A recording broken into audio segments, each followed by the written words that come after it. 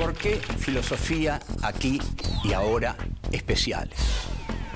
Hay temas insoslayables de pensar, de reflexionar y ofrecer nuestra propia interpretación de los hechos históricos. El Islam y los Estados Unidos, los dos dicen tener a Dios de su lado. La guerra del Paraguay es un genocidio silenciado. Había que liquidar al Paraguay. El Paraguay de Francisco Solano López. Vamos a hablar de literatura y política para pensar el compromiso del escritor. Los ejemplos de Sartre, Rodolfo Walsh, como el eternauta de Oestergel que dice: desde ahora estamos solos, completamente solos. ¿Quiénes pensaron en la Argentina de otra manera? John William Cook. El peronismo es el hecho maldito del país burgués. Raúl Escalabrini Ortiz Queda en el recuerdo de todos como uno de los principales representantes del pensamiento nacional y popular. El imperativo más profundo que tenemos: pensar por nosotros mismos. Filosofía aquí y ahora especiales. Literatura y política, Jean-Paul Sartre. 1. La escritura como cuestión moral. 2. La obligación de elegir. 3. El libro como proyección. 4. Nuestras propias palabras. 1. La escritura como cuestión moral. Nos vamos a ocupar en este encuentro de Jean-Paul Sartre, para lo cual tenemos que introducir un poco a este pensador al cual se intenta denodada y estúpidamente olvidar. Porque Sartre no es olvidable, por más que lo quieran tapar con todo lo que quieran. Jean-Paul Sartre es el que inventó la categoría del escritor comprometido. Es decir, el escritor que escribe para comprometerse con su tiempo, que no es ajeno a su tiempo, sino que está muy atento al tiempo en que vive, porque ese sabe que es el tiempo suyo, el tiempo que le tocó vivir. Ahora, ¿cuáles son los fundamentos filosóficos que hay en la filosofía sartreana para que un escritor esté necesariamente arrojado sobre el mundo, que sea parte inescindible del mundo en el cual habita? La fenomenología del filósofo Edmund Husserl, que Sartre estudia en Berlín junto con Heidegger, lo lleva a Sartre a postular una conciencia que no reside en sí, sino que está eyectada hacia el mundo. Hay conciencia, mundo. Mundo, conciencia. La conciencia es una con el mundo. La conciencia no reposa en sí mismo, no tiene un lugar cálido y seguro como un hogar dentro de sí, sino que está arrojada al mundo, y Sartre va a decir en peligro. Luego de la Segunda Guerra Mundial, Sartre publica su gran libro de filosofía, El ser y la nada, una gigantesca obra maestra, muy basada en Ser y Tiempo de Heidegger, pero terriblemente original a la vez. Luego también escribe obras de teatro, porque es un escritor total. Sartre escribe de todo. Entonces, las obras de teatro son Las moscas, Muertos sin sepultura, King, A puertas cerradas, Las manos sucias, obras de teatro formidables. Además, va a escribir novelas, de Los caminos de la libertad, El aplazamiento, etc. Y también La náusea, que es su primera novela, una obra maestra. Sartre, entonces, lo que va a decir, escribe guiones cinematográficos también guiones cinematográficos. Lo que va a decir es que la pluma del escritor tiene que estar comprometida con su tiempo. No puede estar la realidad de un lado y la pluma del escritor del otro. Porque escribir es una cuestión moral. Y la cuestión moral es que yo no puedo ser ajeno a un mundo inmoral. Y si ese mundo es inmoral, algo tengo que hacer para que al menos lo sea menos, que sea menos inmoral. En 1945 creó una revista que hará época, la revista Le Temps Moderne, Los Tiempos Modernos, que dirige junto a Simone de Beauvoir y al extraordinario filósofo Merleau-Ponty, también muy olvidado en estos días, el autor de Fenomenología de la Percepción. Sartre va a decir que existe en los escritores que no se comprometen algo que él llama la tentación de la irresponsabilidad. Por supuesto que todos tenemos la tentación de la irresponsabilidad, de no ser responsables de nada, pero resulta que somos responsables de todo. Esta es la concepción sartreana del compromiso y del compromiso en situación, porque somos responsables desde el lugar en que estamos situados. Entonces, escribe Sartre en qué es la literatura.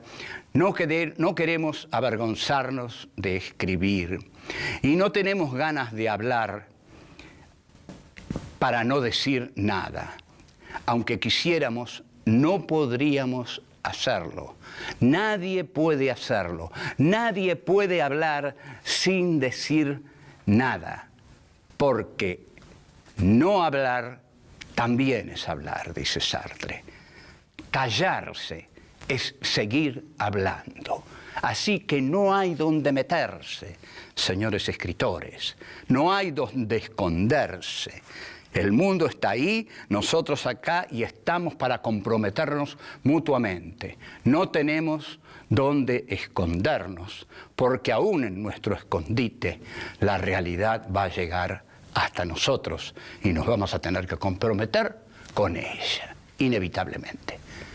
Vuelvo. 2. La obligación de elegir. El compromiso en Sartre tiene un fundamento filosófico y vamos a tratar de explicitarlo lo más brevemente que nos sea posible. Sartre en 1936 escribe un pequeño libro, La trascendencia del ego, pero que es un libro fundamental para entender su filosofía. Ahí explica que la conciencia no reside en sí misma, sino que está arrojada al mundo. Pone el ejemplo de un tranvía, que era fundamental en su época. Por ejemplo, dice, cuando corro un tranvía, no tengo conciencia de yo estoy corriendo un tranvía. No. Hay conciencia corriendo tranvía. Si en algún momento dijera yo estoy corriendo un tranvía, perdería el tranvía, porque estaría remitiéndome al yo. El yo no tiene que aparecer. Y esto también, ustedes perdonen, tiene mucho que ver con la relación sexual, que Sartre lo dice más adelante. Cuando alguien está comprometido en una relación sexual, no aparece el yo. No dice yo estoy con esta chica. Si dice eso, perdió. Perdió. El que piensa pierde en esos campos. Entonces, el yo es un producto de la reflexión, pero en el mundo no hay compromiso de la conciencia con el mundo. Conciencia corriendo tranvía. O sea, la conciencia está arrojada por completo a el mundo. La conciencia, además, es posibilidad. El hombre no es una piedra es algo real. El hombre no es real, es posibilidad, es probabilidad, está arrojado hacia sus posibles. Por eso, en el pasado soy, en el presente no soy, porque estoy arrojado fuera de mí hacia mis posibles. Todas las posibilidades se juegan fuera de la conciencia. Por eso el libro se llama El ser y la nada. El ser es lo cósico, lo compacto, lo que no tiene otra posibilidad más que ser lo que es. Pero la nada, que es la conciencia, es nada porque no tiene contenidos, porque su contenido es ser eyección hacia el futuro. Entonces, esa eyección hacia el futuro es el compromiso de la conciencia con el mundo. La conciencia se arroja al mundo para darse un contenido. Cada elección que hace pasa a formar parte de su ser. Somos lo que hacemos, somos lo que elegimos. Y somos lo que elegimos porque somos libres para elegir. Somos responsables de nuestro destino y estamos obligados a elegir constantemente. Estamos obligados a arrojarnos constantemente sobre el mundo para elegir y darnos el ser que somos, eligiéndonos en libertad. Cada uno es lo que es porque cada uno ha elegido ser lo que es y lo ha elegido en libertad. Nos hemos dado el ser y nos lo hemos dado desde nuestro presente, que es pura proyección hacia el futuro. Es decir, estamos condenados a ser libres, dice Sartre. Y en la crítica de la razón dialéctica desarrolla la dialéctica del grupo. No puede existir el grupo, porque el grupo pone una cosidad dentro del grupo que es el juramento. Todos juramos ser fieles a ese grupo, pero sin embargo, cada uno de nosotros es libre. Y entonces hay un ejemplo en Las manos sucias que a alguien el grupo le dice: tenés que matar a fulano de tal, andá. Y el tipo dice: fui y a las 2 cuadras la orden me abandonó. Y ahí me quedé solo. Yo era libre, tenía que decidir por mí mismo. Y esto es lo que quiebra por completo los temas de obediencia de vida. No hay obediencia de vida. El hombre es un ser libre que decide siempre por sí mismo y es responsable de todo, aún de lo que acepta.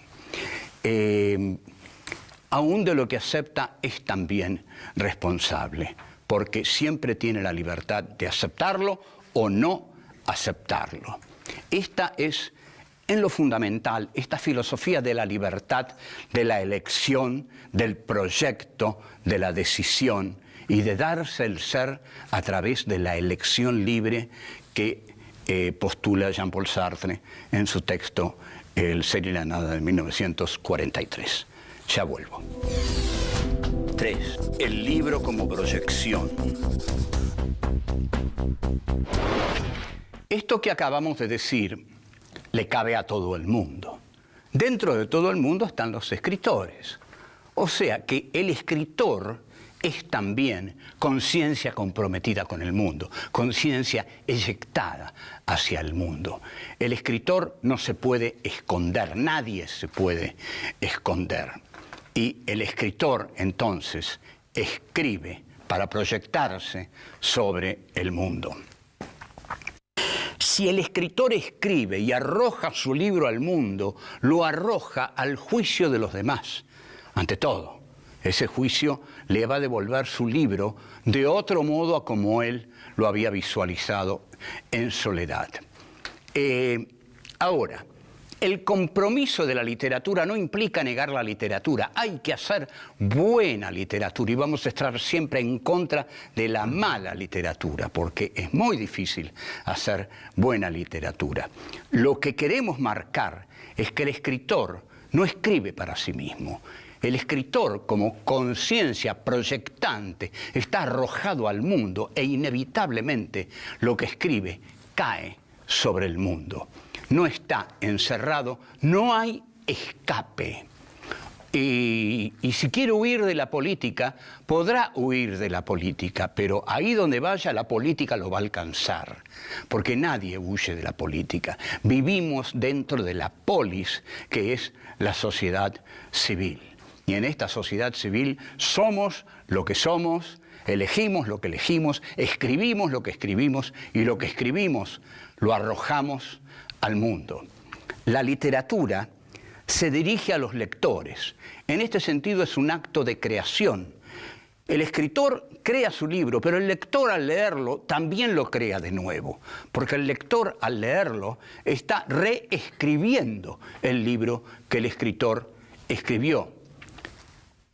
Por otra parte, nada de esto puede ser distinto, porque si este mundo tiene un sentido, es porque el hombre le da un sentido. Por ejemplo, vamos caminando por la campiña y ahí hay un árbol y ahí hay una roca.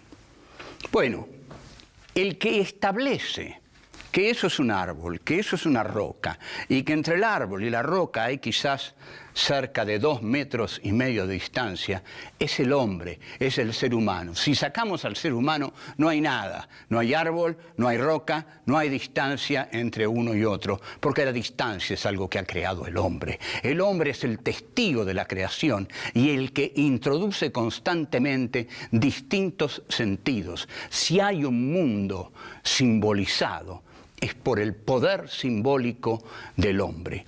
Las cosas son lo que son. El hombre, en cambio, insistimos, es posibilidad. Esta posibilidad puede marearnos a veces en el sentido de que podemos caer en el vértigo de la posibilidad. Esta posibilidad puede ser reducida a lo absoluto cuando el poder dictatorial nos encarcela. Pero siempre tenemos que creer que la posibilidad está de nuestro lado. El libro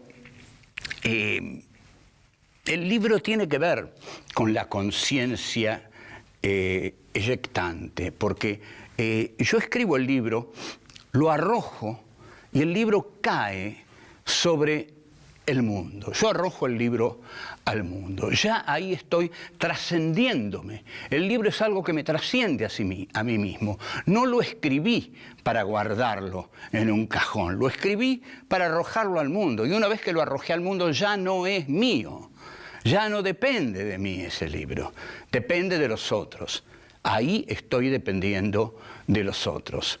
En ese sentido, el libro es proyección. El libro es algo que arrojo al mundo y al arrojarlo al mundo me pongo en peligro, me pongo en exposición ante los otros. Soy de algún modo un objeto de los otros y los otros van a decidir si el libro es bueno, malo, idiota, imbécil, merece la basura o merece la gloria. Ahora, por eso, la única literatura posible es la literatura comprometida. Salvo que yo guarde mis libros debajo del suelo de mi habitación.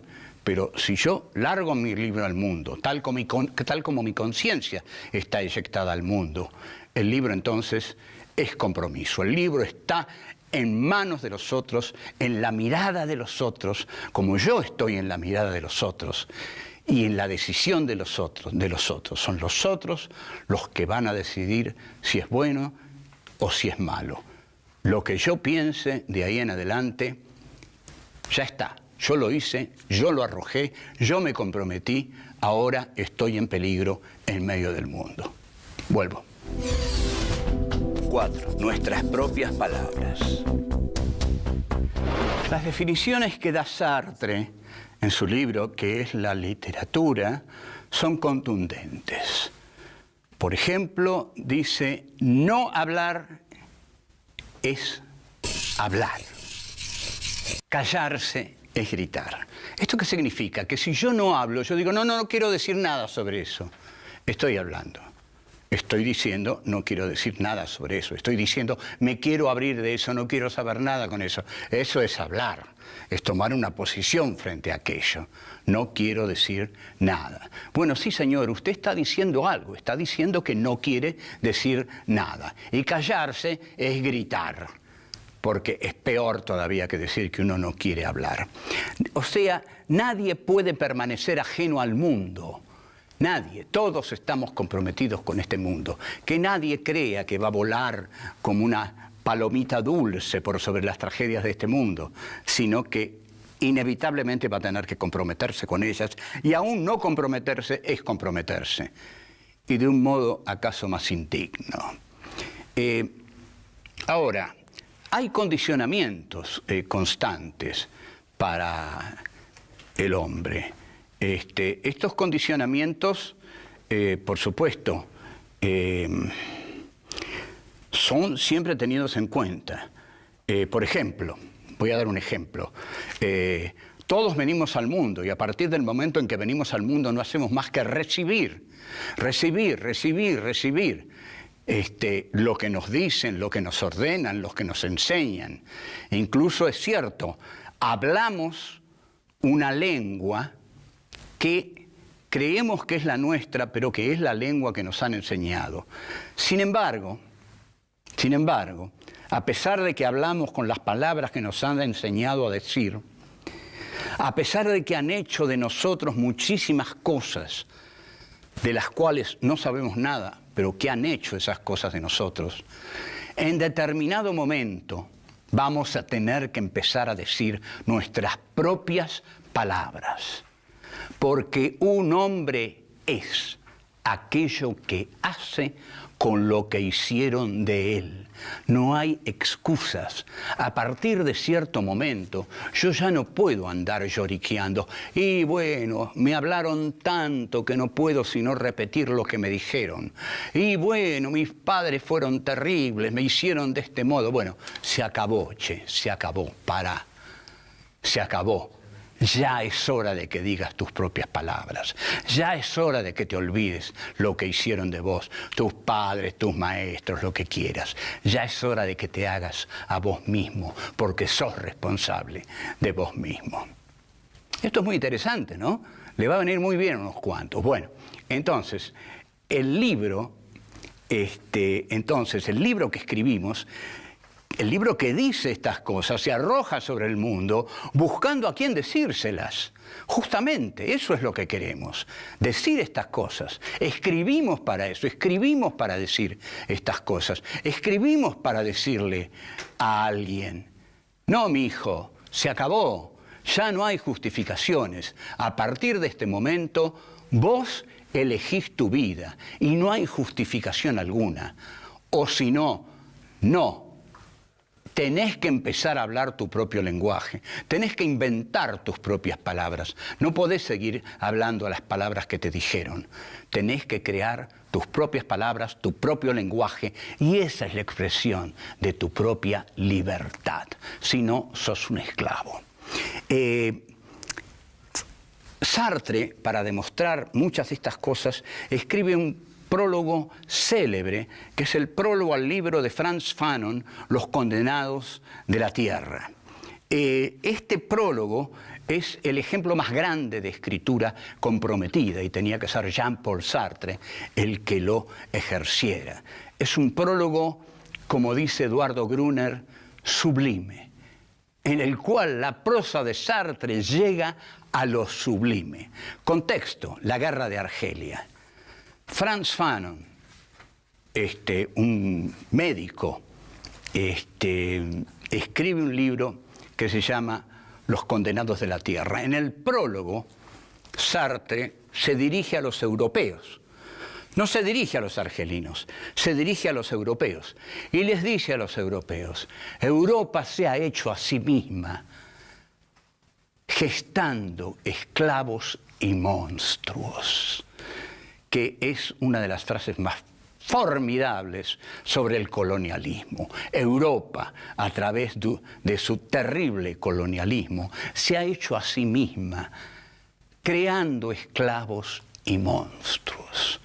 Durante esos días, la organización de l'Armée Secrète, los paras de Argelia, le pone una bomba a Jean-Paul Sartre en su departamento. Pero bueno, no lo iban a frenar con eso.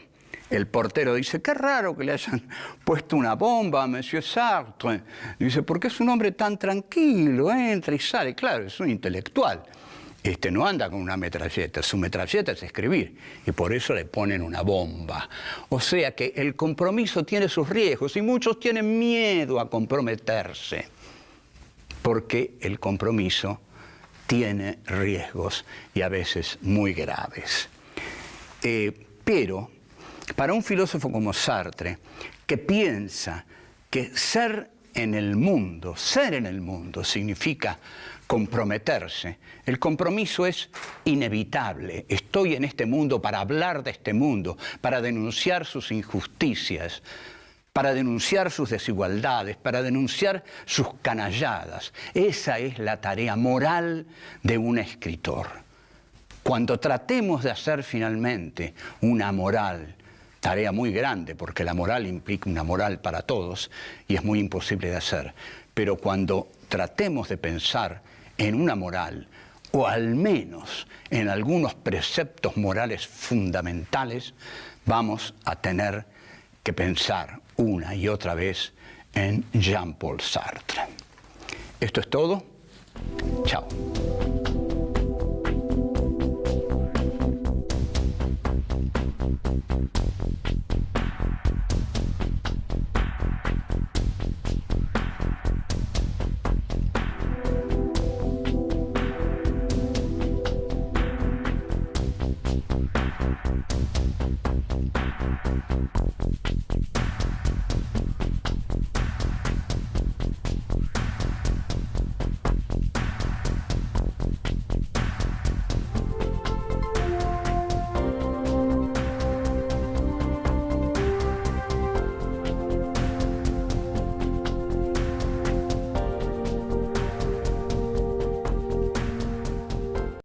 ¿Por qué filosofía aquí y ahora especiales? Hay temas insoslayables de pensar, De reflexionar y ofrecer nuestra propia interpretación de los hechos históricos. El Islam y los Estados Unidos, los dos dicen tener a Dios de su lado.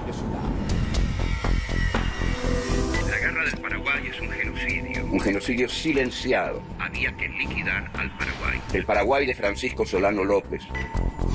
Vamos a hablar de literatura y política para pensar el compromiso del escritor. Los ejemplos de Sartre, Rodolfo Walsh, como el Eternauta de Oesterheld que dice: desde ahora estamos solos, completamente solos. ¿Quiénes pensaron la Argentina de otra manera? John William Cook. El peronismo es el hecho maldito del país burgués. Raúl Scalabrini Ortiz Queda en el recuerdo de todos como uno de los principales representantes del pensamiento nacional y popular. El imperativo más profundo que tenemos: pensar por nosotros mismos. Filosofía aquí y ahora especiales. Literatura y política. Héctor Germán Oesterheld. 1. El héroe en grupo. 2. Juan Salvo, el Eternauta. 3. El desierto crece. 4. ¿Dónde está Oesterheld? 1. El héroe en grupo. Hoy vamos a hablar de Héctor Germán Oesterheld. Es uno de los capítulos más tristes y desgarradores de nuestra historia y vamos a ser cautelosos en su tratamiento porque quisimos mucho a Oesterheld y queremos mucho a su mujer, su viuda, Elsa Oesterheld. El capítulo sobre Oesterheld va a tener dos puntas. Una, nuestra infancia, y la otra, la dictadura militar. Durante nuestra infancia, es decir, tipos como el querido Fontana Rosa, Carlos Trillo o Sasturain, Guillermo Sacomano, yo, nosotros crecimos leyendo literatura dibujada. Literatura dibujada es un término que Oscar Mazota utilizó para designar a la historieta cuando trabajaba en el Ditela este tema. Y Oesterheld sí hacía literatura dibujada. Fue el más grande escritor de la literatura dibujada. Oesterheld nace en julio de 1919 en Buenos Aires. Es un hombre de ascendencia alemana y va a ser el creador de los grandes personajes que van a llenar la imaginación de los chicos de la década del 50.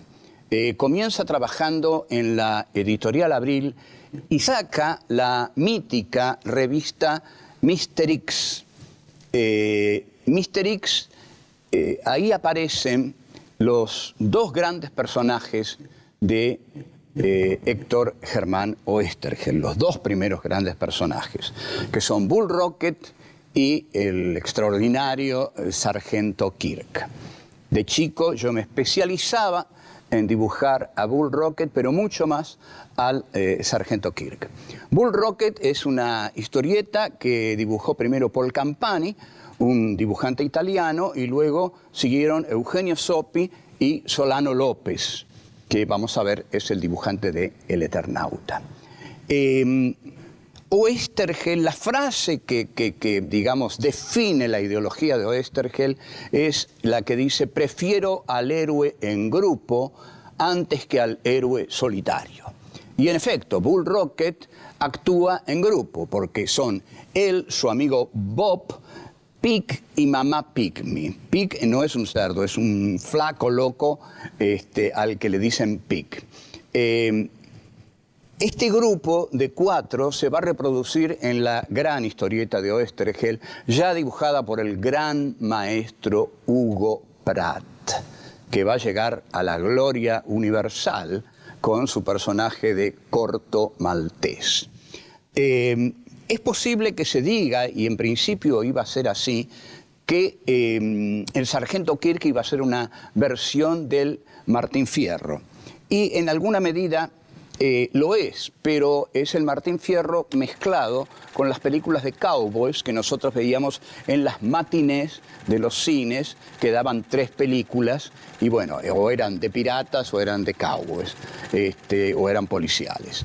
Y entonces el Sargento Kirk, dibujado por Pratt, es un personaje, ante todo es un desertor del 7º de Caballería, es un desertor que entre el 7º de Caballería y los indios, elige los indios. La Argentina en ese momento tenía un grupo tan talentoso y tenía creadores tan talentosos que hacían lo que no hacía Estados Unidos. Hacían un tipo que desertaba del ejército para irse con los indios. Eso Estados Unidos no llegó a hacerlo hasta muy tarde en los años 60. Ya lo hizo Oesterheld en los 50. El Sargento Kirk es un personaje además que tiene barba, tiene arrugas, no es un tipo lindo, sino que Pratt lo dibuja con los caracteres de la amargura, de la soledad y del viento caliente del desierto. Volvemos. 2. Juan Salvo, El Eternauta. En 1955, Oesterheld crea la editorial Frontera.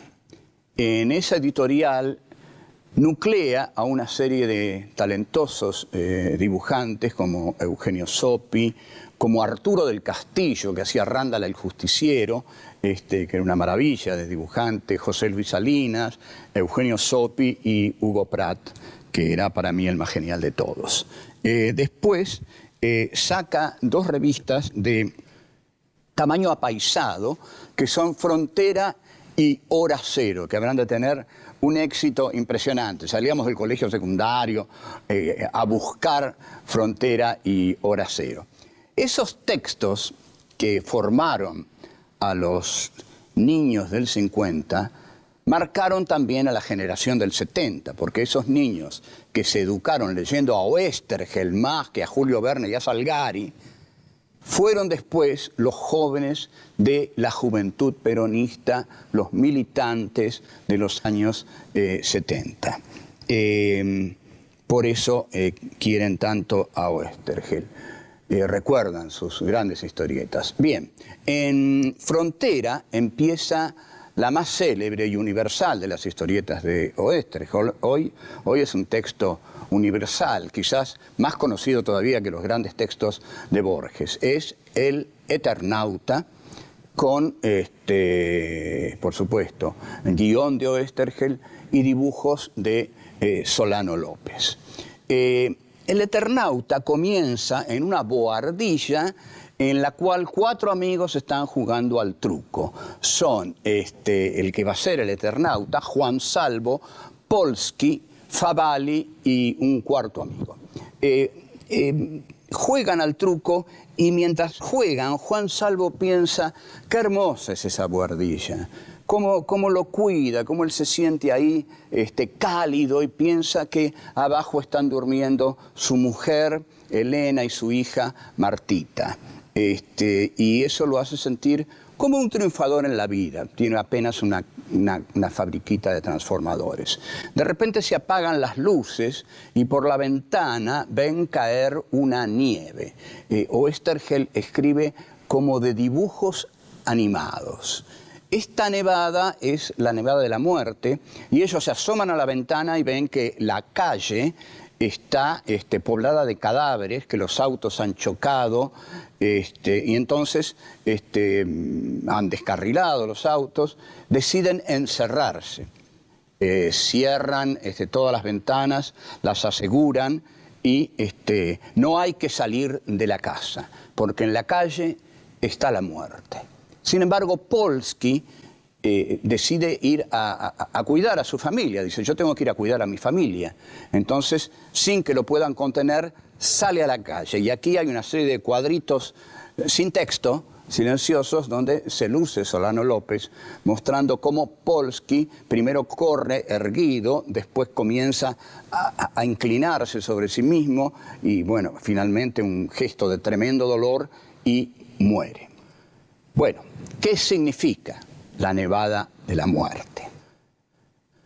Para nosotros, en los años 50, era el comienzo de una gran aventura. ¡Qué extraordinario! ¡Qué imaginación! Una nevada de la muerte. ¿Qué hay detrás de eso? Bueno, había una invasión de una civilización agresiva con los hombres de la tierra, pero situada en la Argentina, ¿no? Y finalmente los cascarudos y los manos y los sellos, ellos. Se dice que Oesterheld se inspiró en una novela de Robert Heinlein, un autor cuya mejor novela es Forastero en Tierra Extraña, pero no mucho, no mucho.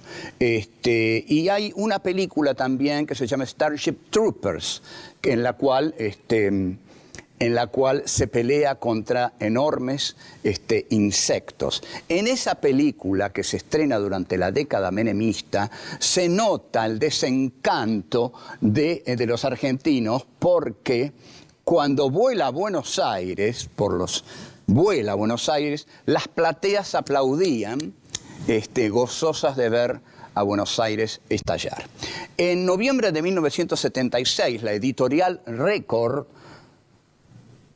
publica una reedición del Eternauta, también en fascículos, y ahí la nevada de la muerte ya no prefigura el futuro. La nevada de la muerte es la represión de los militares, claramente. Y los que se tienen que ir de la casa son los que se exilian. La metáfora de la nieve que cae y que mata a todos se identifica para los militantes, para los que se sienten agredidos y cada vez se sienten más agredidos, porque como la subversión no se sabe qué es lo que lo hace a uno subversivo, y además a los que echaban del trabajo le ponían un sello que decía potencialmente subversivo, no se sabe esa nevada a quién está destinada. Cae para todos. Es decir, cualquiera puede ser víctima del terror del Estado. Y en esto consiste el terror, en que cualquiera puede ser víctima. Por eso el Estado terrorista mata inocentes, para que todos sientan que no hay inocentes, que todos son culpables. Volvemos. 3. El desierto crece. A Oesterheld le va mal con las editoriales Frontera y Hora Cero, con la editorial Frontera, y bueno, entra en conflicto con algunos de sus dibujantes. Hugo Pratt viaja a Europa y ahí comienza, no sabemos exactamente cuándo, la militancia de Oesterheld digamos, primero entre los grupos juveniles del peronismo, donde ahí comienza también la militancia de sus 4 hijas, y él se encuadra decididamente dentro del proyecto bélico-político de la organización armada Montoneros. Es así como en el diario Noticias, en 1974, Noticias es un diario que aparece en 1974, Oesterheld edita la historieta La Guerra de los Antartes, que es una clara metáfora sobre el imperialismo atacando a un país débil. Cuando está en Montoneros comienza a pergeñar la segunda parte de El Eternauta, que es la que tenemos que analizar. Aquí el Eternauta, Juan Salvo, ha cambiado. Es decir, su cara tiene las huellas de la tragedia, y Solano López dice que él recibía los guiones de Oesterheld o por teléfono o se los hacía mandar, pero él ya no lo veía a Oesterheld. En la historieta, Oesterheld acompaña al Eternauta, es parte de la historieta, y vuelve el Eternauta cuando todo el país ha sido arrasado, todo ha sido arrasado. Entonces hay que trabajar con los restos de una civilización destruida. En una parte, el texto que escribe Oesterheld dice: un recio, súbito golpe de viento estremece la casa como si el desierto quisiera entrar. ¿Quién quiere entrar, el desierto o la muerte? Esto nos remite a una gran frase de Friedrich Nietzsche que dice: el desierto crece. Con esto Nietzsche quería decir que el nihilismo crece. El nihilismo es la nada crece, la no significación crece, la muerte crece, el desierto crece.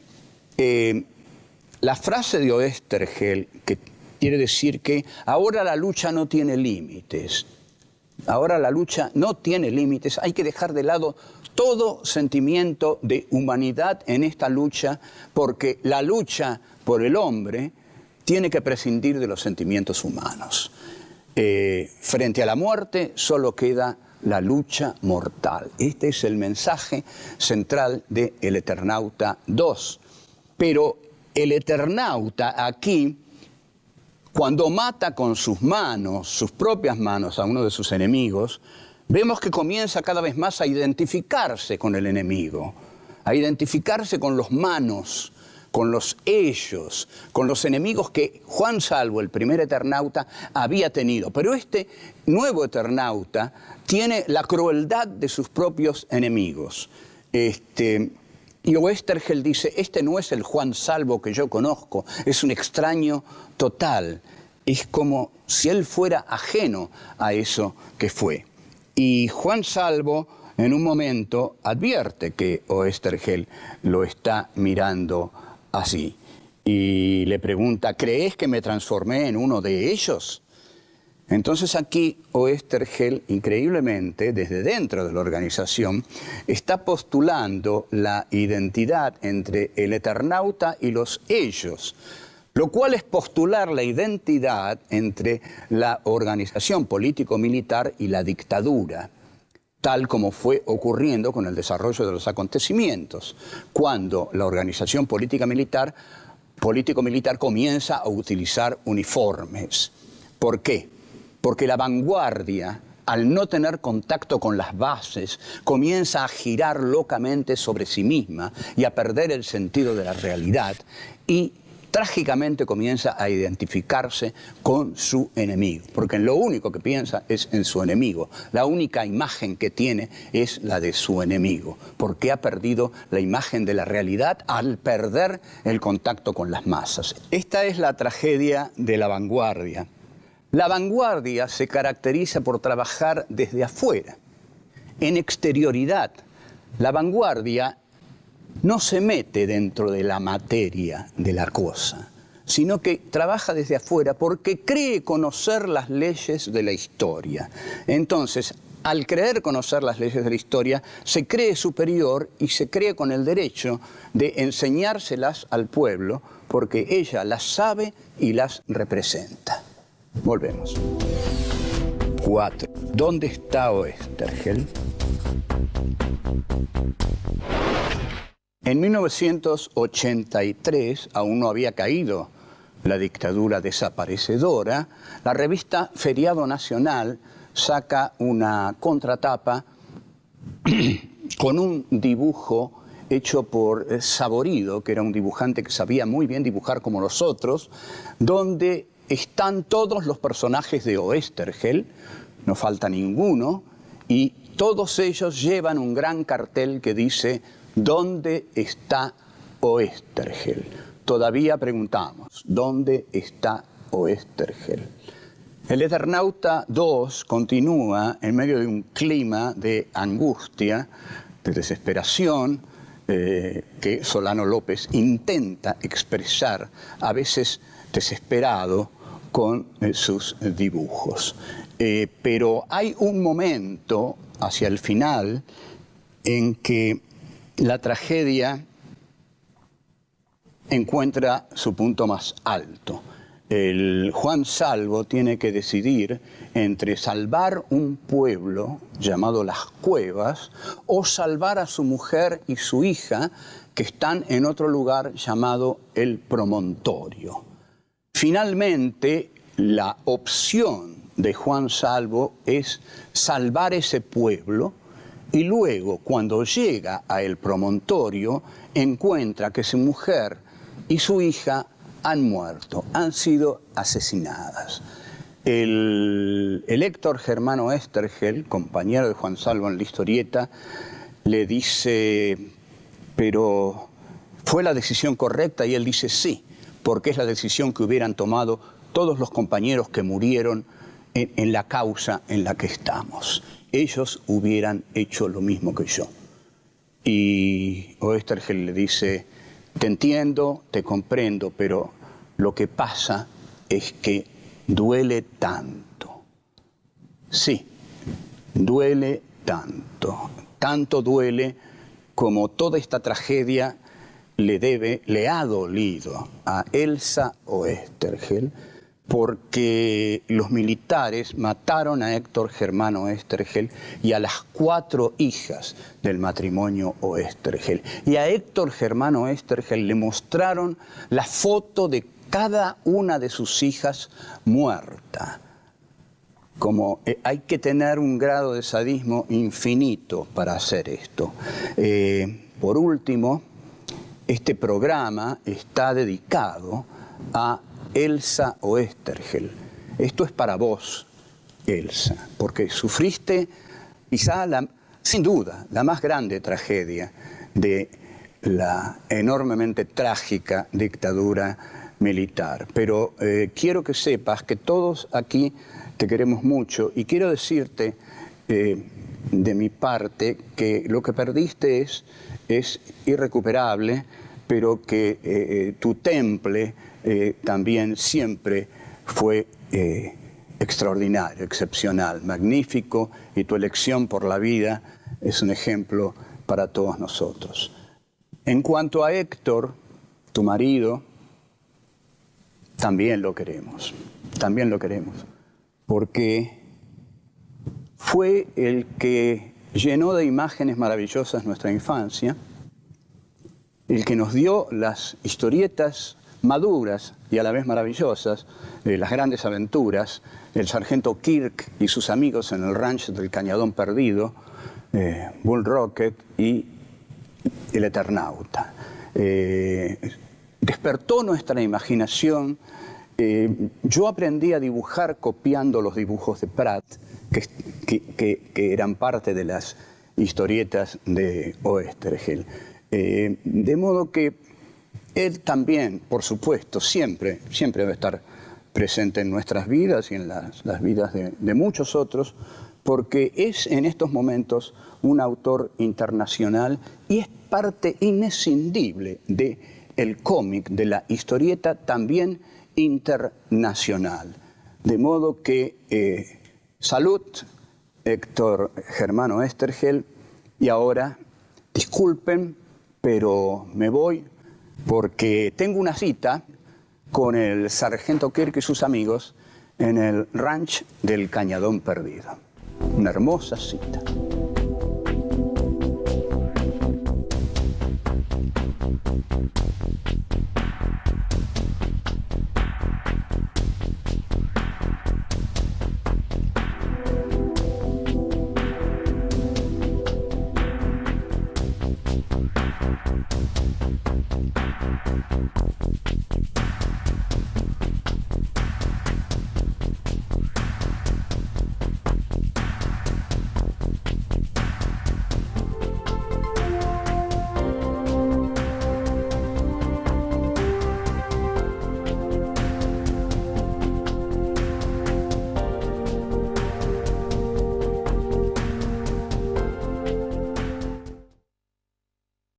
¿Por qué filosofía aquí y ahora especiales?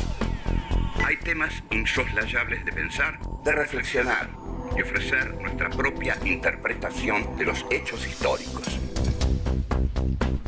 El Islam y los Estados Unidos, los dos dicen tener a Dios de su lado.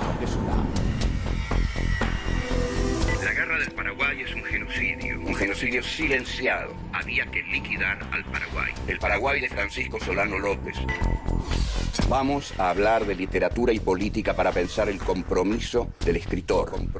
Los ejemplos de Sartre, Rodolfo Walsh, como el eternauta de Oestergel que dice: desde ahora estamos solos, completamente solos. ¿Quiénes pensaron la Argentina de otra manera?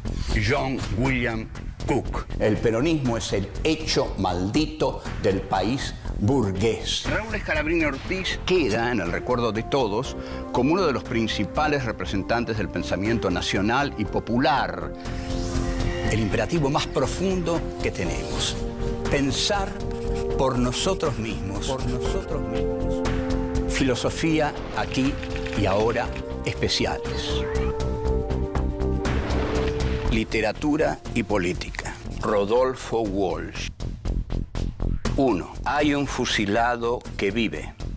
2. El pueblo está solo. 3. El reflujo popular y la lucha armada. 4. Dar testimonio en momentos difíciles. 1. Hay un fusilado que vive. Rodolfo Walsh es una de las figuras más perfectas del escritor comprometido en la Argentina. El hecho que dinamita, que impulsa el compromiso de Walsh como escritor y como periodista investigador son las matanzas de José León Suárez. Esto es algo que llega a él y despierta una inquietud sorprendente, inesperada, que lo impulsa a la acción. Los fusilamientos de 1956 en José León Suárez fueron consecuencia del levantamiento del general Valle también en 1956. Walsh decide investigar este hecho porque sabe que algo muy oscuro, muy turbio, muy cruel, se esconde detrás de ese levantamiento de Valle. Algo clandestino que hay que investigar cuidadosamente. Entonces, esta investigación toma el cuerpo finalmente del libro famoso hoy, es un libro que es ejemplo del periodismo de investigación, que es Operación Masacre. Operación Masacre inaugura un nuevo género que también, sin conocer a Walsh, habrá de inaugurar en Estados Unidos Truman Capote con su novela sobre A Sangre Fría, sobre el asesinato de esa familia a manos de dos jóvenes asesinos. Walsh narra frente a una cerveza, pensativo, y alguien se le acerca y le dice, hay un fusilado que vive. Es decir, uno de los fusilados de José León Suárez no ha muerto, vive.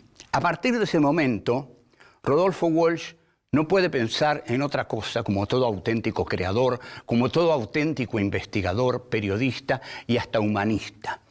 ¿Quién es ese fusilado? ¿Dónde está? ¿Cómo encontrarlo? Este es un nuevo compromiso en Walsh, porque Walsh antes escribía ficciones policiales clásicas. La ficción policial clásica es la que nace en Inglaterra como la novela policial de Enigma, que su clásico más perfecto es el de Arthur Conan Doyle, Sherlock Holmes. Todos ustedes conocen a Sherlock Holmes, se han hecho más películas de Sherlock Holmes que de Drácula. El primer libro de Walsh, que escribía mucho en las revistas Leoplan y Belea, se llama Variaciones en Rojo. Hay tres cuentos largos, tres novelas, que componen Variaciones en Rojo. Ellos son La aventura de las pruebas de imprenta, Variaciones en Rojo y Asesinato a distancia. El protagonista es Daniel Hernández, que es un héroe de Walsh, y en verdad Walsh no va a recordar con cariño estos cuentos, porque para él estos cuentos son como un juego de la imaginación que nada tiene que ver con la realidad. En cambio, la tarea que se propone hacer ahora con la novela de non-fiction que va a escribir, Operación Masacre, sí tiene que ver con la realidad y es su pasaje al policial negro. Policial negro es el policial a la norteamericana, cuyos grandes maestros fueron Dashiell Hammett y Raymond Chandler, con sus detectives Sam Spade y Philip Marlowe. En los 70, Walsh toma un compromiso distinto y entra en la organización armada Montoneros. Ahí es muy bien recibido y juega el papel del hombre más culto e inteligente de la organización, a quien le dicen el profesor Neurus. Le dicen el profesor Neurus, que es un personaje de historieta, precisamente por su gran inteligencia. Ya vuelvo. 2. El pueblo está solo. Nos vamos a ocupar de uno de los más importantes cuentos de Rodolfo Walsh, que lleva por título Un oscuro día de justicia. En 1967 Walsh ya lo tenía terminado y no es casual la fecha, porque en 1967 muere en la escuelita de La Higuera Ernesto Che Guevara, que es uno de los símbolos del héroe que va a venir desde afuera a salvar al pueblo. Y esta es la idea que Walsh quiere refutar en Un oscuro día de justicia, que se publica entonces en 1973, cuando está por regresar Perón. O sea, el mensaje de Walsh, el pueblo debe salvar al pueblo, digamos, por tomar una consigna de la época, es justamente ese: no confiar en los líderes providenciales. El pueblo tiene en sí toda la potencia y toda la garra para salvarse a sí mismo. La historia de Un oscuro día de justicia pasa en un internado irlandés. En ese internado no se vive una vida fácil, porque hay un terrible celador que se llama Gielty, y Gielty se pone sádico, malvado, con un chico de apellido Collins. Y a Collins, Gielty lo hace pelear constantemente a trompadas con un personaje que se llama El Gato, y que es el protagonista de otro cuento de Walsh, que se llama Irlandeses detrás de un gato. Collins está desesperado porque el gato le da una paliza atrás de otra, porque es más fuerte, es más grande. Y Gielty no parece desear detener esos combates desiguales. Entonces Collins apela a su tío Malcolm.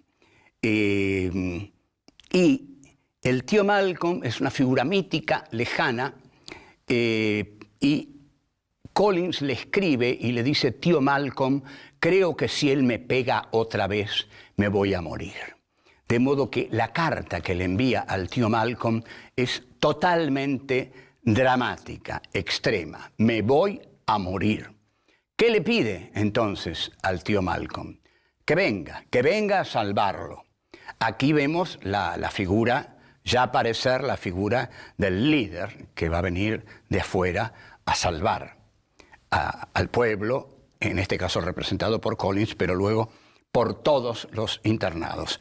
Malcolm le responde en una carta que pareciera más imaginada por Collins que escrita por Malcolm, en una carta en la cual dice: el domingo iré, trompearé al celador Gielty hasta la muerte.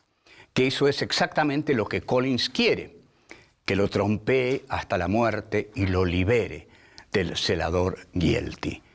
Todos quieren eso, todo el internado. Todos entonces empiezan a esperar al tío Malcolm. Y a todo Walsh le llama el pueblo, desde el comienzo del cuento. Por fin llega Malcolm, todos aplauden, llega Malcolm, aquí está Malcolm. Malcolm, con los brazos abiertos, responde al clamor de la multitud, que son los internados justamente los internados del internado irlandés. En un primer momento, Malcolm vence al celador Gielty y todos lo festejan y lo aclaman. Pero Malcolm se da vuelta y se enfrenta a ellos y festeja su triunfo, saludándolos, a tal punto que le da la espalda al celador Gielty, quien, aprovechando esta circunstancia, le da un mazazo terrible que da por tierra con el tío Malcolm. Entonces, cuando el tío Malcolm cae y cuando Gielty se retira, el pueblo se da cuenta de que está solo y que debe pelear por sí mismo. Nadie va a pelear por mí, dice el pueblo. Yo, el pueblo, tengo que pelear por mí mismo.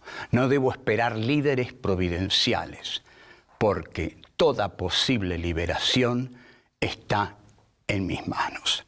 Dentro del contexto en que aparece el cuento, que es el regreso de Perón, lo que está diciendo claramente Walsh es: bueno, vayan, busquen a Perón, viven a Perón, hagan lo que quieran con Perón, pero recuerden, Perón no los va a liberar.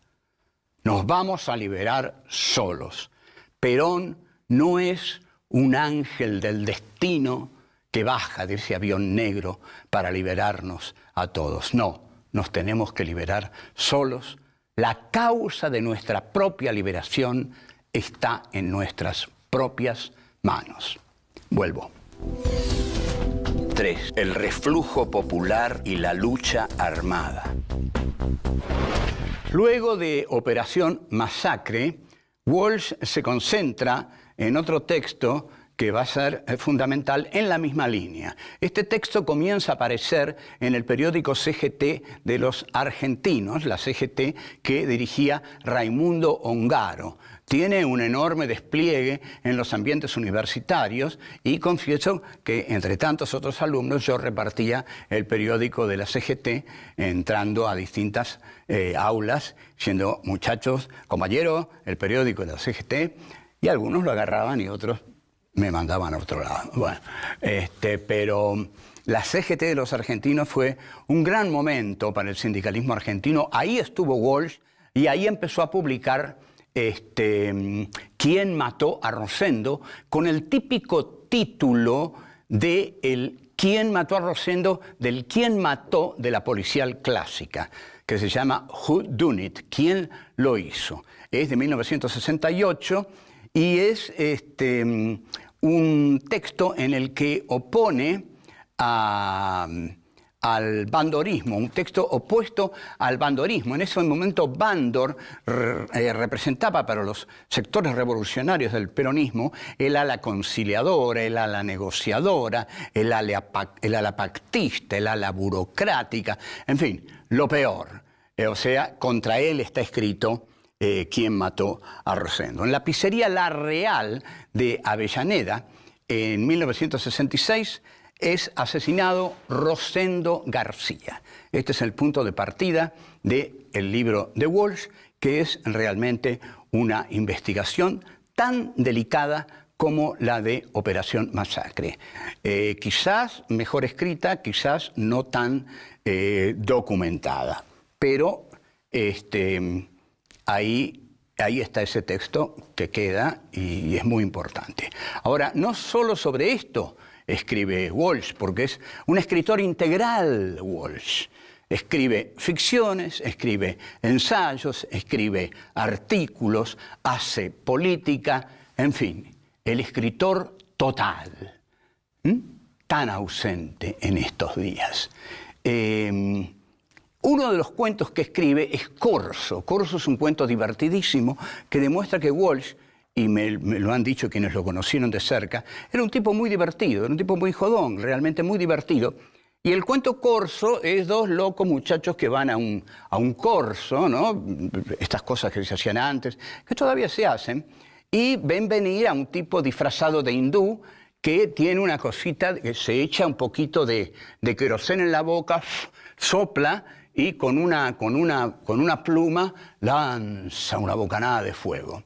Entonces se consiguen una pluma igual a la del hindú, algo así, y cuando el hindú pasa frente al palco del gobernador de la ciudad y se tira más que nunca querosene para largar su bocanada de fuego más potente, uno de los dos atorrantes estos con la pluma le hace cosquillas en los genitales. Y se quema vivo porque se traga todo el queroseno y se incendia por dentro.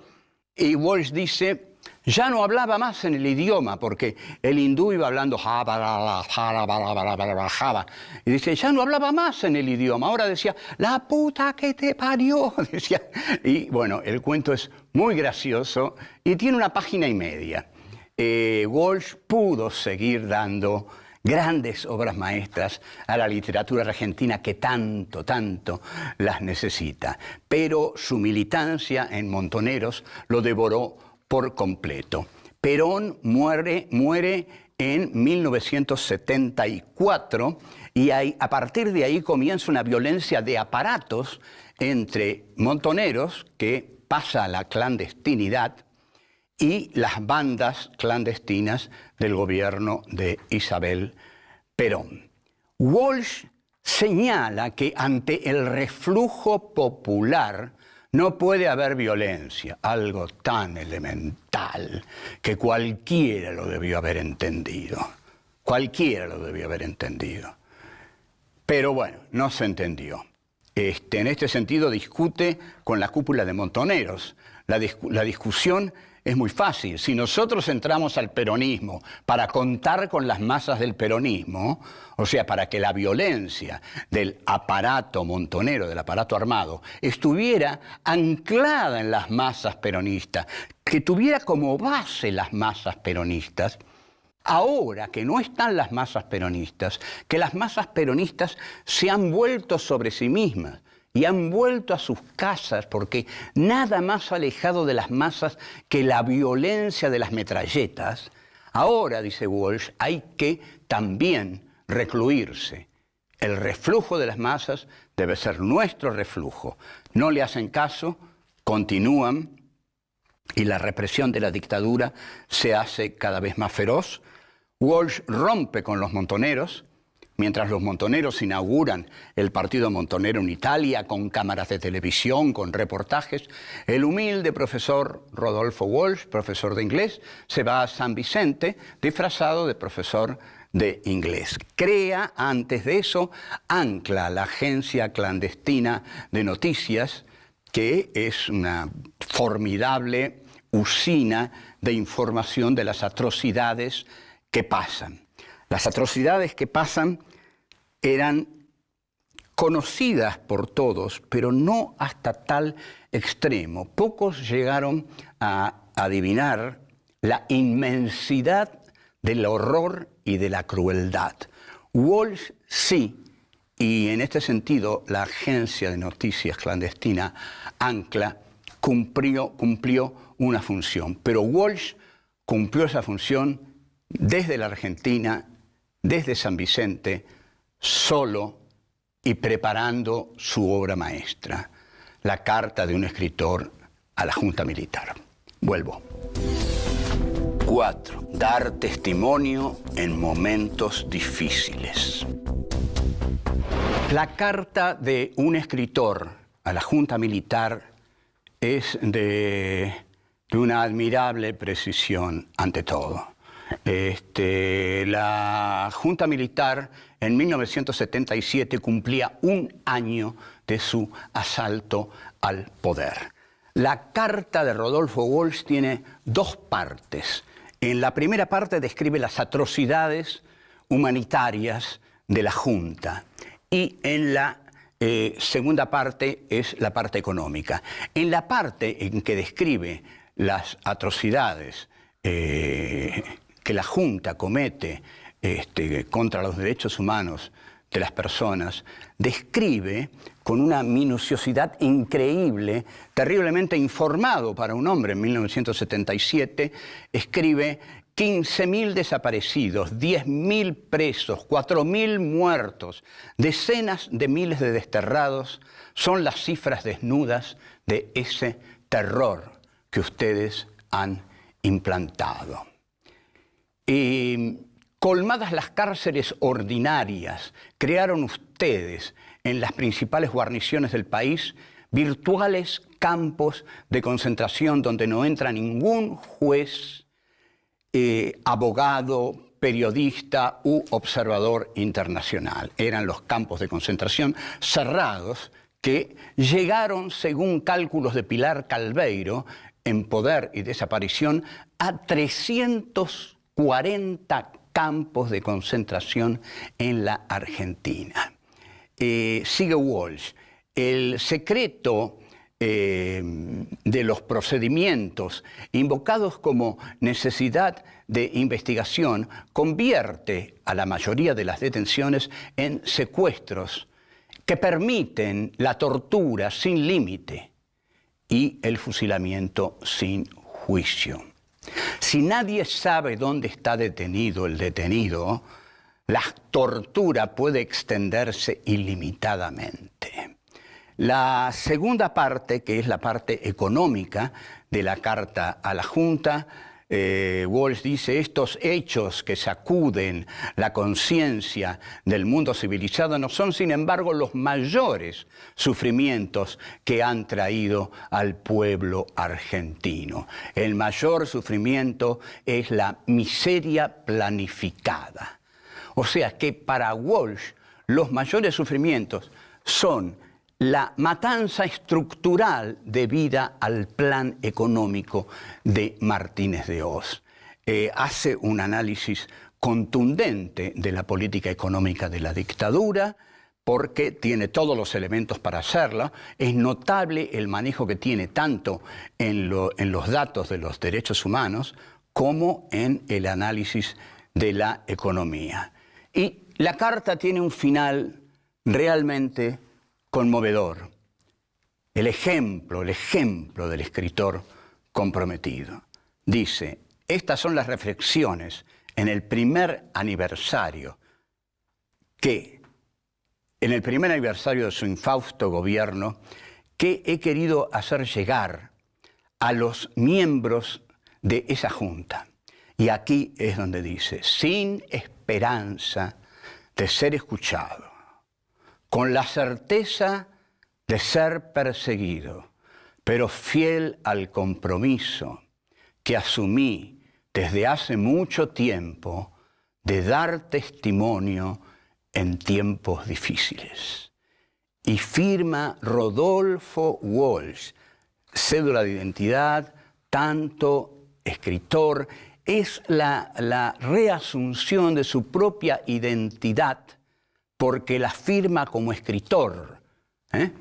Carta abierta de un escritor. Esto en las redacciones de Gente, de Atlántida, de Para Ti. Esta carta en manos de esos miserables periodistas era motivo de jarana, de risa. Mírenlo al loco este, cree que va a derrocar a los militares con esta cartita. Bueno, la cartita permanece y los militares van presos.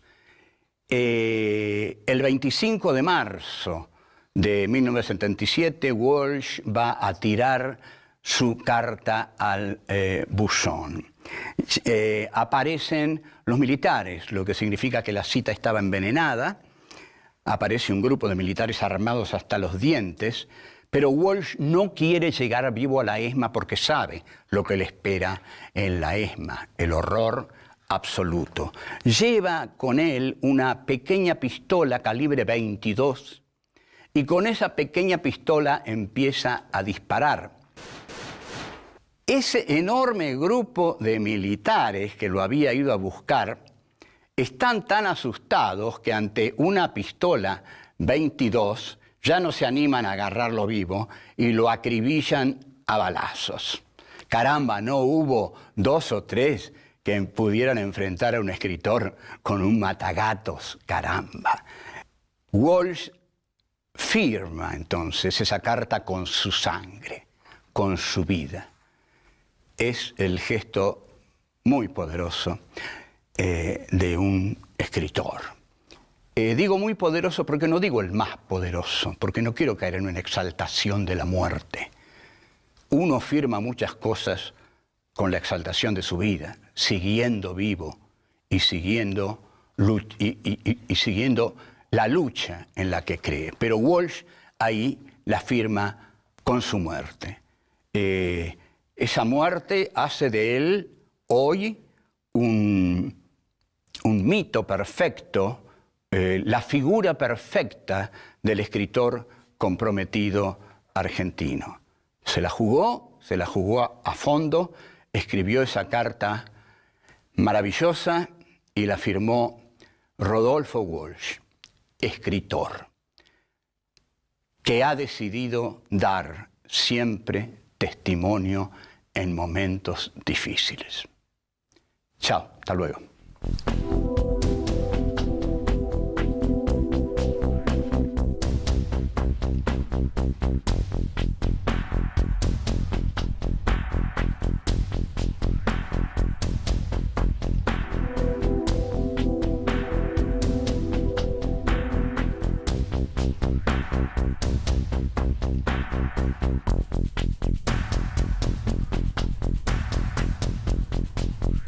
¿Por qué filosofía aquí y ahora especiales? Hay temas insoslayables de pensar, de reflexionar y ofrecer nuestra propia interpretación de los hechos históricos. El Islam y los Estados Unidos, los dos dicen tener a Dios de su lado. La guerra del Paraguay es un genocidio silenciado. Había que liquidar al Paraguay. El Paraguay de Francisco Solano López. Vamos a hablar de literatura y política para pensar el compromiso del escritor. Los ejemplos de Sartre, Rodolfo Walsh, como el Eternauta de Oestergel que dice: desde ahora estamos solos, completamente solos. ¿Quiénes pensaron la Argentina de otra manera? John William Cook. El peronismo es el hecho maldito del país burgués. Raúl Scalabrini Ortiz queda en el recuerdo de todos como uno de los principales representantes del pensamiento nacional y popular. El imperativo más profundo que tenemos: pensar por nosotros mismos. Filosofía aquí y ahora especiales. La guerra del Paraguay, un genocidio latinoamericano. 1. La verdad y el triunfo. 2. Una interpretación de la historia. 3. Aquí ganó el sur. 4. El último bastión rebelde. 1. La verdad y el triunfo. Llegó el momento de contar la más triste historia de América Latina, la más oculta. Llegó el momento de contar la guerra del Paraguay, la guerra contra el Paraguay. En realidad deberíamos decir ya directamente el genocidio contra los paraguayos.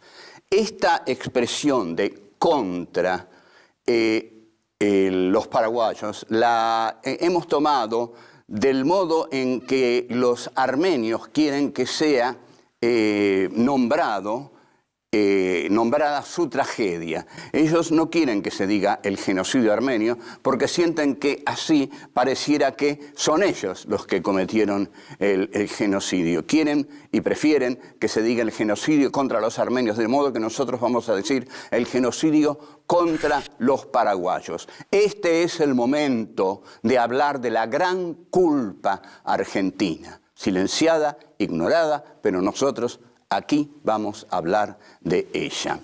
El genocidio contra el Paraguay fue llevado adelante por el Imperio del Brasil, con Pedro II, su monarca, por la Argentina, con su presidente Bartolomé Mitre, y por el Uruguay. Obedeció a un tratado llamado de la Triple Alianza y luego de la Triple Infamia, que firmaron estos tres países. También tuvo, y una muy importante colaboración en todo esto, y no quiero decir que esto lo organizó Gran Bretaña, pero sí que Gran Bretaña estuvo detrás de esta guerra, sobre todo a través de la monarquía de Pedro II del Brasil, que era el brazo derecho de Inglaterra en América Latina.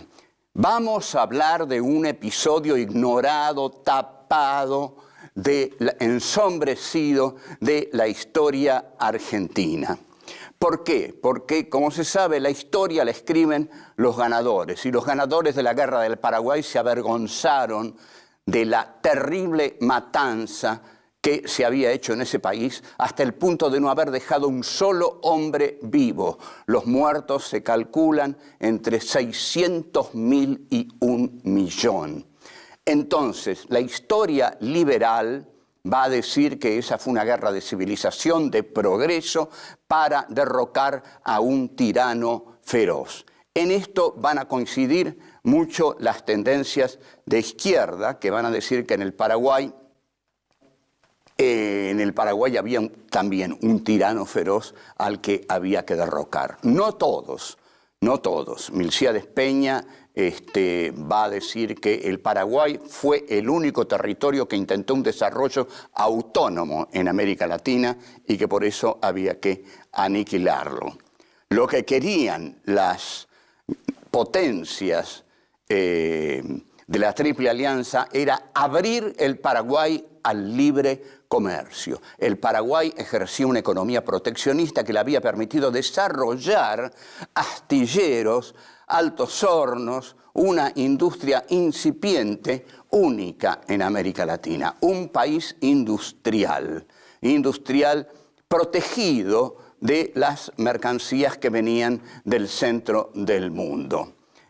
Por supuesto, los libros dan la versión del ganador. La versión del ganador es: han llevado el libre cambio, la civilización y el progreso a la China de América, como lo llamaba Sarmiento, al Paraguay. Pero, como ustedes saben, o empezamos a saber, no hay una sola interpretación de los hechos. Nietzsche decía, no hay hechos, hay interpretaciones. Es decir, las verdades colisionan entre sí, y la verdad definitiva, o al menos provisoria, mientras dure ese poder, es la que el poder, el que ha ganado la batalla, impone. Por eso, en la Guerra del Paraguay, la verdad es la del liberalismo de Buenos Aires, la de la monarquía del Brasil y en última instancia también la de Inglaterra. Pero nosotros vamos a dar nuestra verdad. Nosotros creemos que se trató de un genocidio innecesario, de una crueldad innecesaria, injustificable y de una vergüenza para nuestra patria. Volvemos. 2. Una interpretación de la historia. Hay algo que queremos dejar bien en claro. Nosotros no hacemos revisionismo histórico. A ver si aclaramos esto. El revisionismo histórico nace en 1930 con el Instituto Nacional de Investigaciones Juan Manuel de Rosas. Nace para justificar la figura de José Félix Uriburu en el golpe del 30. Entonces los revisionistas querían, con la figura de Uriburu, fortalecerla con la de Rosas. Ahí nace el revisionismo. Hay grandes autores revisionistas, Fontescurra, Manuel Gálvez, Carlos Ibarguren. Después hay un revisionismo en los 70 con Jauretche, Scalabrini, Abelardo Ramos, etcétera, etcétera. Pero eso quedó atrás. Ustedes observen, la debilidad del revisionismo es que el revisionismo revisa a la historia oficial, depende de ella. Nosotros no dependemos de la historia oficial porque nos paramos en otro terreno. Queremos hacer una nueva historia, no revisar la historia oficial. Vamos a volver sobre esto porque es muy importante que quede claro. El revisionismo es la contracara de la historia oficial. Nosotros no queremos ser eso. Queremos hacer una nueva interpretación de la historia y no depender de la negación de la historia oficial como lo ha hecho el revisionismo.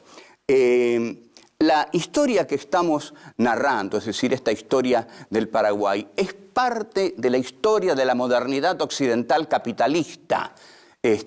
No se puede entender esa guerra sin entender qué es la modernidad capitalista. El capitalismo es un sistema global que en efecto nace en 1492 cuando Colón invade América.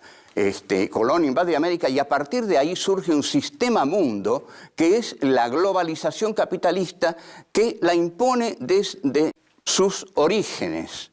No es algo nuevo de ahora, no. El capitalismo intenta globalizar el mundo desde sus orígenes. En este sentido hay una enorme creatividad histórica de la burguesía capitalista, cantada con enorme entusiasmo por Karl Marx en el Manifiesto Comunista. Como dice Marshall Berman, pareciera que Marx, en lugar de enterrar al capitalismo, ha venido a cantar su gloria, porque en efecto pocos han quedado tan enamorados del factor destructor de la burguesía sobre las formas feudales y atrasadas que Karl Marx, porque confiaba que luego vendría el proletariado a destruir a la burguesía. El Imperio Británico en el siglo XIX desarrolla su política imperialista con una agresividad inédita en la historia. Es una gran potencia imperialista. ¿Qué relación tiene esto con la guerra del Paraguay? Bueno, Inglaterra necesitaba algodón porque el sur de los Estados Unidos había sido derrotado. El sur de los Estados Unidos era el proveedor natural de algodón de Inglaterra. Derrotado por el norte, Inglaterra necesita otro proveedor de materias primas baratas en cuanto al algodón. Y ahí está el Paraguay. Entonces, Inglaterra hace, con su colonialismo, integra a la modernidad capitalista nuevas naciones. China, India, Irlanda, que es una colonia blanca ahí lateral a Inglaterra que la invade, y otras naciones. Es decir, pero sobre todo China y la India son integradas por el colonialismo británico a la modernidad capitalista bajo las consignas de la civilización, el progreso y la cultura. En realidad, lo que va a resultar de eso es la ruina de las colonias colonizadas por el imperio. Incluso la Revolución de Mayo de la Argentina se hizo para salir de la vieja dominación monárquica española, vieja, devenida, odiada por la élite ilustrada de Buenos Aires, y entrar en la modernidad capitalista británica y francesa. Eso fue nuestra Revolución de Mayo, muy inteligentemente hecha por Moreno, que se dio cuenta, miren señores, si seguimos dependiendo de España, seguimos dependiendo del atraso. Vamos a establecer modernas relaciones de producción capitalista con Gran Bretaña y vamos a entrar en la senda del progreso. La guerra del Paraguay es parte del arrasamiento que Inglaterra hace con los territorios colonizados, donde entra Inglaterra, entra el poder, los soldados ingleses conquistan los territorios colonizados y se quedan ahí. Esto es el colonialismo. Por otra parte, Buenos Aires, que tiene muy buenas relaciones con Inglaterra, a partir de la batalla de Pavón de 1861, decide eliminar al gauchaje federal tal como Inglaterra elimina a los hindúes rebeldes en la India o en Arabia o en Argelia, como lo dice Sarmiento en el Facundo. Sarmiento dice: las hordas que importunan a los países civilizadores en Oriente son las mismas que molestan el progreso, que estorban el progreso argentino en las provincias. Volvemos. 3. Aquí ganó el sur. Vamos a añadir otro elemento fundamental para entender la guerra del Paraguay. Para entender la guerra del Paraguay hay que concentrarse detenidamente en la guerra de secesión de Estados Unidos, que transcurre de 1861 a 1865. Esta guerra fue terriblemente cruenta, pero fue decisiva para el destino de Estados Unidos. La guerra del Paraguay, y nada curiosamente, porque la historia es la historia y todo tiene que ver con todo. La Argentina no es una isla apartada como han querido muchos historiadores, tiene que ver con todo lo que ocurre en el mundo. Cuando termina la guerra de secesión y es derrotado el sur algodonero, es cuando Inglaterra, que no es el factotum de la historia argentina, pero que ha tenido mucho que ver con la historia argentina, necesita algodón, porque el sur de los Estados Unidos ya no se lo puede dar porque ha sido derrotado. ¿Por quién ha sido derrotado? Lógicamente ha sido derrotado por el norte industrialista de Abraham Lincoln, que era un tipo que llevaba adelante un proyecto industrialista de un país moderno que iba a crear un mercado interno que consumiera las mercancías de la industria del norte. Ahora, aquí, desgraciadamente, gana el sur. Lo que en Estados Unidos fue el sur del monocultivo, de la aristocracia, del goce, de la facilidad, de la no industriosidad, aquí gana ese sur que vive de la abundancia fácil. El sur. Mitre es aquí Jefferson Davis o Robert E. Lee, los ídolos, los héroes del sur. Eso representa Mitre sin la grandeza de Jefferson Davis. Entonces, Inglaterra, con el triunfo del industrialista Lincoln y con la derrota y el arrasamiento del sur, se queda sin algodón. Entonces acá tenemos que imaginar a los grandes ministros y políticos ingleses mirando un gran mapa del mundo y preguntándose ¿dónde hay algodón? Y obviamente ven que hay algodón en el Paraguay, pero el Paraguay está cerrado. No comercia porque es un país proteccionista. ¿Quién gobierna el Paraguay? Un tirano terrible, el mariscal Francisco Solano López. ¿Qué tenemos que hacer? Abrir ese país. Le dicen la China de América. Y bueno, si abrimos la China a cañonazos, hay que abrir el Paraguay a cañonazos. No directamente nosotros, dicen los ingleses, pero sí nuestros asociados de América Latina.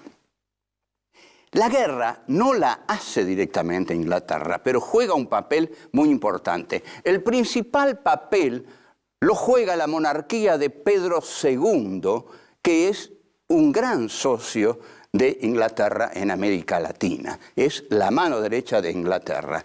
Pero también, un papel importantísimo, lo juega el presidente Mitre, que manda a sus soldados al frente, a toda la juventud dorada de Buenos Aires, a la cual le dice alegremente, como un gran porteño bravío, en 3 días en los cuarteles, en 3 semanas en el frente, en 3 meses en la Asunción. La guerra duró 5 años. Argentina, ¿por qué hace esta guerra? Brasil, ¿por qué hace esta guerra? Brasil, porque quiere seguir teniendo detrás de sí el respaldo de la potencia más importante del mundo, que es Inglaterra. Y Argentina, porque quiere tener muy buenas relaciones con Inglaterra. Y esto Mitre lo sabe. Incluso hay un discurso muy famoso que si quiero no lo cito, pero es bueno citarlo. Un discurso en el que Mitre dice: brindo por el esfuerzo argentino en el capital británico. Esto quiere decir que necesitaban el capital británico para hacer los ferrocarriles, para arruinar el interior, tal como lo arruinaron trayendo las mercancías británicas. Las mercancías británicas entraron en el país traídas por la burguesía mercantil del puerto y arruinaron todo el interior. Y así quedó el país, ustedes lo saben. No se hizo un país, se hizo una gran ciudad y un desierto, que fue el interior derrotado. Volvemos. 4. El último bastión rebelde. Mitre tiene muchísimos problemas en la guerra contra el Paraguay. Entre los más importantes es que hay batallones enteros que desertan del frente paraguayo y se van a unir a las montoneras mediterráneas que en ese momento aparece para liderarlas un caudillo excepcional, el coronel Felipe Varela. Felipe Varela monta a caballo y ¿contra quién va a pelear? Hay un libro muy hermoso de Rodolfo Ortega Peña y Eduardo Luis Vivalde. Ustedes disculpen, pero ese libro existe, no se borra y aquí lo vamos a recordar. Escribió un libro que se llama Felipe Varela contra el Imperio Británico. Es un título poético porque ¿quién imagina a ese caudillo flaco, quijotesco contra el Imperio Británico? Pero igual, peleaba contra el Imperio Británico porque peleaba contra Mitre y contra Buenos Aires, que representaban al Imperio Británico. Felipe Varela escribe una proclama en 1866 y un manifiesto en 1868. Y defiende al Paraguay, a la que llama provincia hermana de la Argentina. O sea que aquí hay un núcleo entre el Paraguay, las montoneras mediterráneas, las montoneras puntanas con Juan Sá, y están esperando que se levante Urquiza para marchar sobre Buenos Aires. Solano López, Urquiza, Felipe Varela, Juan Sá. Una fuerza poderosa. Qué historia interesante la nuestra, ¿no? Nunca hubo en ningún país colonial una fuerza tan poderosa contra el colonialismo. Ahora, el Paraguay es lo que podríamos considerar el último bastión contra la llamada civilización de Buenos Aires. Y este último bastión está unido a las montoneras del interior mediterráneo. Entonces, para Mitre, destruir al Paraguay, como dice Juan Bautista Alberdi, era una cuestión totalmente interna de la Argentina. Destruir al Paraguay era destruir por completo las rebeliones del interior mediterráneo y del gauchaje federal. Ahora, el Paraguay, la excusa que tienen los civilizadores es que el Paraguay está dominado por un terrible tirano. Esto nos suena, porque en realidad hoy en día territorio que invade Estados Unidos es para liberarlo del terrible tirano que lo está dominando, ¿no? Saddam Hussein, por ejemplo. Vamos a liberar Bagdad, vamos a liberar Irak. Bueno, las cosas no han cambiado mucho. Lo que está diciendo Mitre es vamos a liberar al Paraguay de ese tirano terrible, Francisco Solano López, que lo está asfixiando. Vamos, llevemos ahí la libertad, la civilización, el progreso, destruyámoslo todo y ahí entremos nosotros, que somos eso, el progreso. Ahora, sin embargo, el Paraguay, claro, y este es el gran agravio del Paraguay. El Paraguay tenía una economía proteccionista, no liberal, como era la economía que animaba a Mitre y a Inglaterra. La economía proteccionista le había permitido cerrarse sobre sí y desarrollar sus industrias, para lo cual el Paraguay había llamado a ingenieros europeos. Y esta es la gran diferencia entre Francisco Solano López y Juan Manuel de Rosas. Juan Manuel de Rosas siempre le tuvo un odio enorme al gringaje y no hubiera traído nunca ingenieros europeos. Francisco Solano López no, manda a su hijo a educarse a Europa y trae ingenieros europeos para hacer del Paraguay el país industrialista que quiere hacer. Y un país industrialista tiene que ser proteccionista. Como dice Marx en algún texto, el proteccionismo es una de las maneras de crear la industria. Se refiere a Bismarck y Alemania. Ahora, ¿cómo el Paraguay se resiste? La consigna es arrollarlo a cañonazos, como Inglaterra hizo con la China cerrada y barbárica. Argentina y Brasil hacen esta guerra por sus propios intereses, por supuesto, por los intereses internos que tienen que vencer, ya ha sido desarrollado, pero también porque tienen detrás al poderoso imperio dentro de cuya modernidad capitalista quieren integrarse. Entonces es Inglaterra la gran potencia que está detrás del Tratado de la Triple Alianza. La guerra, terriblemente, dura 5 años. Es un genocidio. Como dije, mueren entre 600.000 y 1 millón de paraguayos. Que haya sido un genocidio, en verdad el genocidio es completado por el Imperio del Brasil, que es el que con una saña brutal se arroja sobre los restos de las tropas de Solano López. Ahí se produce la gran masacre que está a cargo de las tropas de Pedro II, porque Mitre, derrotado en Curupaití, prácticamente abandona la guerra que queda en manos del Brasil y su crueldad. En conclusión, esto fue un genocidio. No hay otra manera de calificarlo. Fue el genocidio contra el pueblo del Paraguay, llevado adelante por 3 países que lucharon contra un pequeño país y lo aniquilaron. Esa es nuestra conclusión evidente.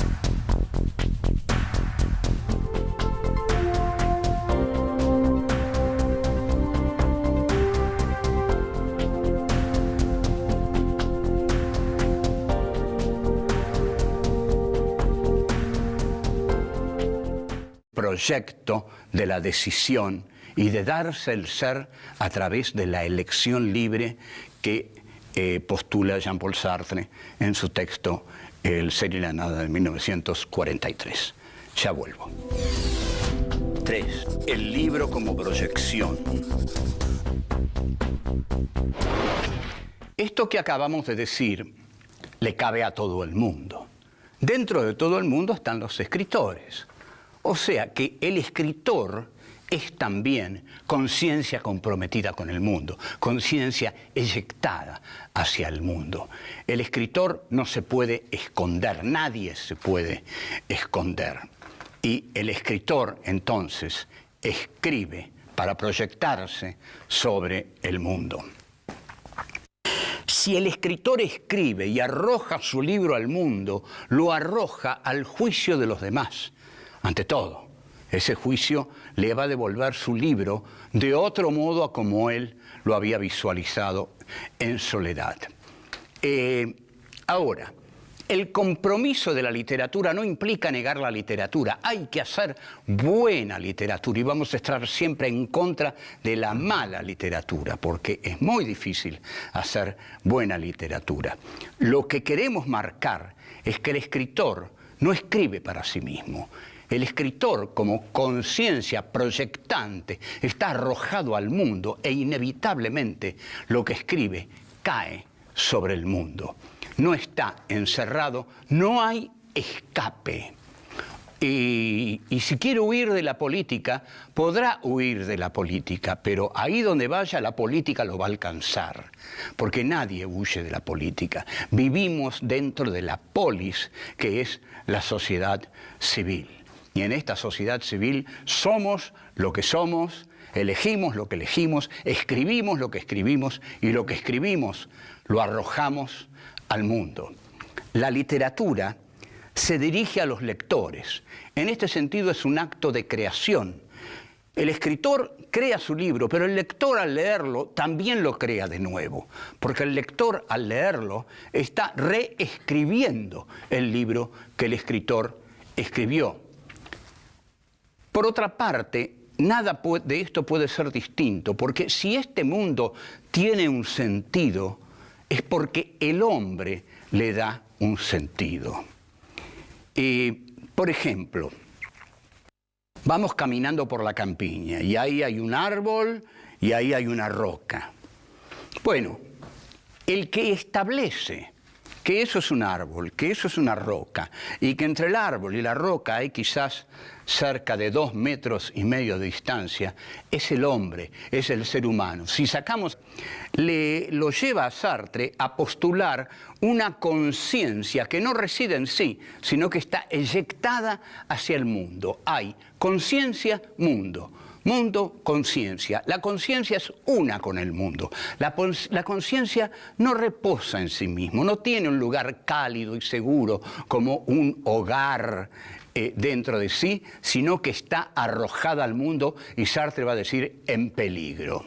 Luego de la Segunda Guerra Mundial, Sartre publica su gran libro de filosofía, El ser y la nada, una gigantesca obra maestra, muy basada en Ser y Tiempo de Heidegger, pero terriblemente original a la vez.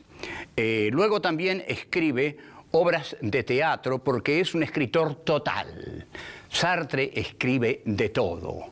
Entonces, las obras de teatro son Las moscas, Muertos sin sepultura, King, A puertas cerradas, Las manos sucias, obras de teatro formidables. Además va a escribir novelas de Los caminos de la libertad, El aplazamiento, etc. Y también La náusea, que es su primera novela, una obra maestra. Sartre, entonces, lo que va a decir, escribe guiones cinematográficos también guiones cinematográficos. Lo que va a decir es que la pluma del escritor tiene que estar comprometida con su tiempo. No puede estar la realidad de un lado y la pluma del escritor del otro. Porque escribir es una cuestión moral, y la cuestión moral es que yo no puedo ser ajeno a un mundo inmoral. Y si ese mundo es inmoral, algo tengo que hacer para que al menos lo sea menos, que sea menos inmoral. En 1945 crea una revista que hará época, la revista Le Temps Moderne, Los tiempos modernos, que dirige junto a Simone de Beauvoir y al extraordinario filósofo Merleau-Ponty, también muy olvidado en estos días, el autor de Fenomenología de la Percepción. Sartre va a decir que existe en los escritores que no se comprometen algo que él llama la tentación de la irresponsabilidad. Por supuesto que todos tenemos la tentación de la irresponsabilidad, de no ser responsables de nada, pero resulta que somos responsables de todo. Esta es la concepción sartreana del compromiso y del compromiso en situación, porque somos responsables desde el lugar en que estamos situados. Entonces, escribe Sartre en ¿Qué es la literatura? No queremos avergonzarnos de escribir. Se juegan fuera de la conciencia. Por eso el libro se llama El ser y la nada. El ser es lo cósico, lo compacto, lo que no tiene otra posibilidad más que ser lo que es. Pero la nada, que es la conciencia, es nada porque no tiene contenidos, porque su contenido es ser eyección hacia el futuro. Entonces, esa eyección hacia el futuro es el compromiso de la conciencia con el mundo. La conciencia se arroja al mundo para darse un contenido. Cada elección que hace pasa a formar parte de su ser. Somos lo que hacemos, somos lo que elegimos. Y somos lo que elegimos porque somos libres para elegir. Somos responsables de nuestro destino y estamos obligados a elegir constantemente.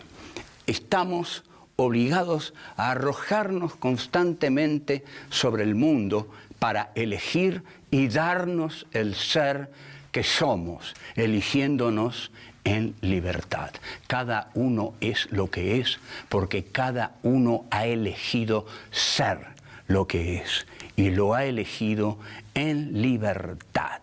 Nos hemos dado el ser y nos lo hemos dado desde nuestro presente, que es pura proyección hacia el futuro. Es decir, estamos condenados a ser libres, dice Sartre. Y en la crítica de la razón dialéctica desarrolla la dialéctica del grupo. No puede existir el grupo, porque el grupo pone una cosidad dentro del grupo que es el juramento. Todos juramos ser fieles a ese grupo, pero sin embargo, cada uno de nosotros es libre. Y entonces, hay un ejemplo en Las manos sucias que a alguien, el grupo le dice, tenés que matar a fulano de tal, andá.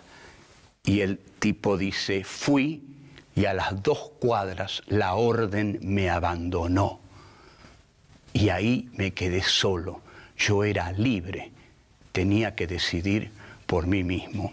Y esto es lo que quiebra por completo los temas de obediencia de vida. No hay obediencia de vida. El hombre es un ser libre que decide siempre por sí mismo y es responsable de todo, aún de lo que acepta. Aún de lo que acepta es también responsable, porque siempre tiene la libertad de aceptarlo o no aceptarlo. Esta es, en lo fundamental, esta filosofía de la libertad, de la elección, y no tenemos ganas de hablar para no decir nada. Aunque quisiéramos, no podríamos hacerlo. Nadie puede hacerlo. Nadie puede hablar sin decir nada. Porque no hablar también es hablar, dice Sartre.